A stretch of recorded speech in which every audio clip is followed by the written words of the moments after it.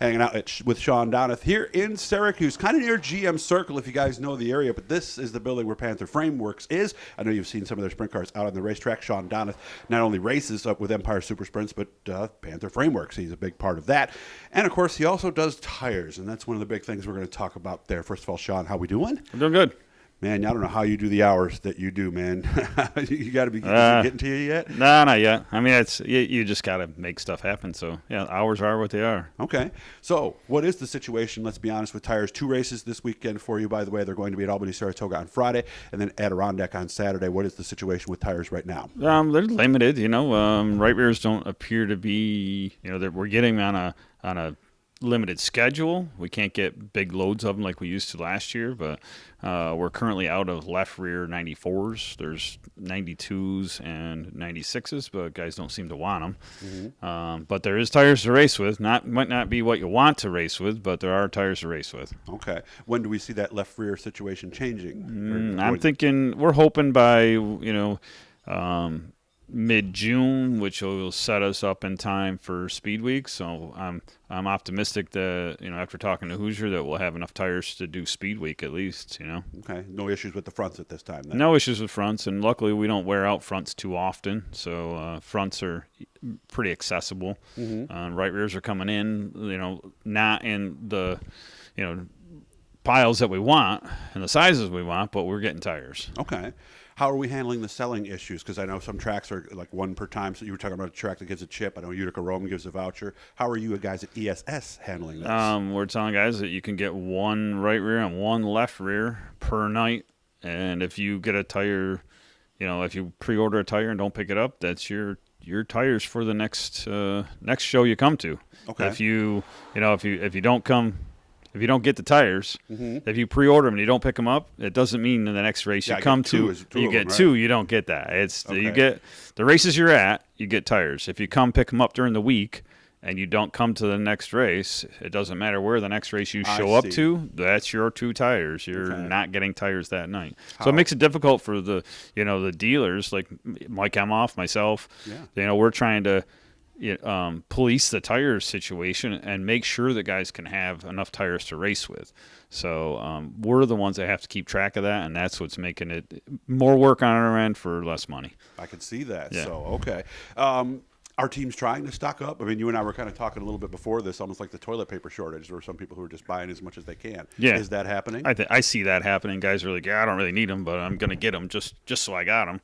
Well, the thing is, if you don't need them, don't get them, because the guys that, not everybody's buying 2 tires a night. I mean, we are selling more tires now than we were when there wasn't a shortage, mm-hmm. which is a problem. And, you hear guys, well, I'm going to get them ahead. Well, the problem is just because, oh, geez, Doug, you bought ahead and you got 12 extra tires.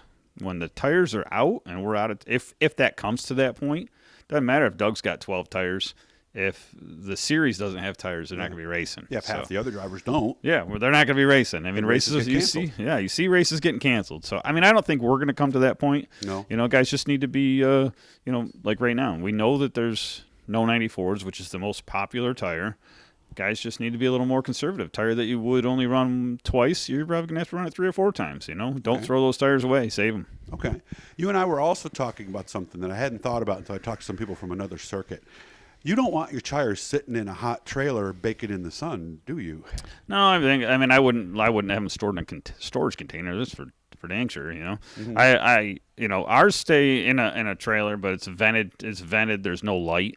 We got a fan going, to try and keep the heat out of it. But if they're during the week, like the stuff we bring to the trailer, to the track, that trailer stays pretty cool. All of our other inventory stays inside. Okay.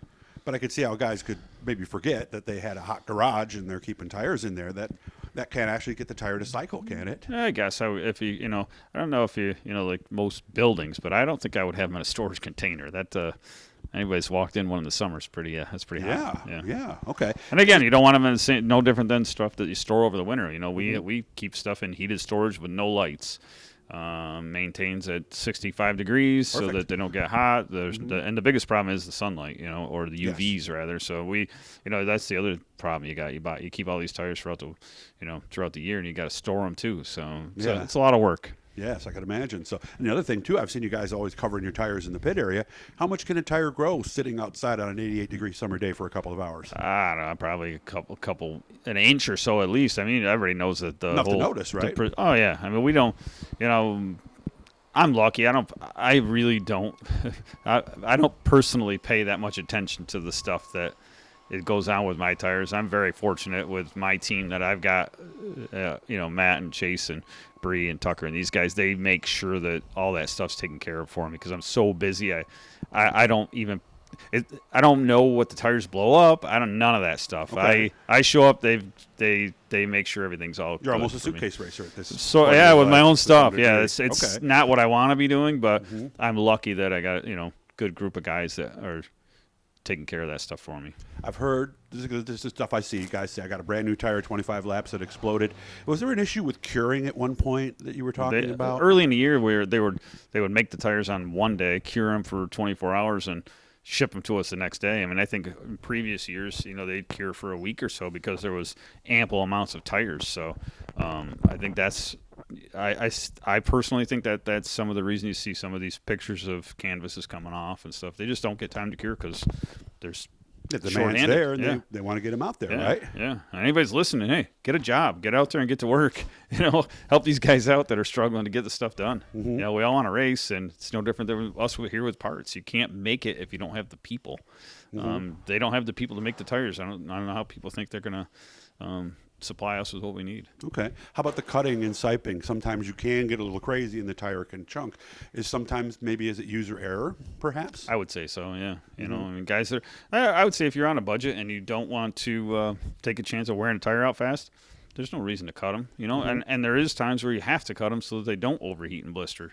And you just got to kind of figure those out on your own, There's plenty of good recommendations from Hoosier right on their website for how to prep your tires and how to make them cool and how to make them heat up and all that stuff. You can find it all right there. Yeah, because originally this was something I can't remember who told me this, but I always thought the cuts were to heat the tire up. But in a situation where you have a track that eats tires, those cuts can help cool it down to some degree as well, can't they? Yeah, absolutely. But all that stuff's right in. Go to Hoosier. I've seen that. Hoosiers. There's a bunch of websites. If you just look up how to prep tires and not necessarily prep as in treat tires, but as in how to prep your tires for racing. No, there's plenty of information out there. How deep, how close are the cuts, absolutely, all that stuff. Yep. So, and that's all trial and error stuff. Yeah, and I think everybody has their own little things they've done over the years. And Absolutely, they tend to stick with. So busy weekend. Let me see. Albany, Saratoga on Friday, and of course Adirondack on Saturday. So if you're following the tour, EmpireSuperSports.com. Airborne. Excuse me. Sorry about that. So that's way up almost to Montreal. I think I saw a sign Montreal 20 miles or something like that.